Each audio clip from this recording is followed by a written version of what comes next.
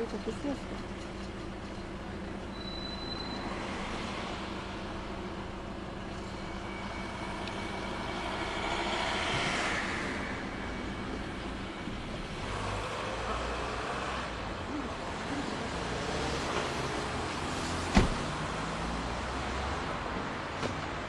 Šiandieną tik dirbat nuo kelių? Ar kiekvieną dieną ateinat? Ne kiekvieną dieną. Aš būnu į savaitę porą kartų išeinu.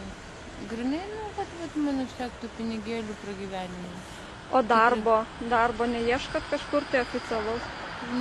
Šiuo momentu netgi vienas dalykas, kad neturiu paso, užtat negaliu eiti į oficialių darbą. Supratau. O kokios kainos dabar yra prie stoties? Įvairios. Daug merginų būna čia? Tikrai daug. Daug? O kokių nepilnamečių būna? Ne. O jūs senai čia jau dirbat? 10 metų. 10 metų. O narkotikus vartojat? Vartojat? O kokios kainos? 20 litrų. 20 litrų. Iš Taboro gauna? Taip.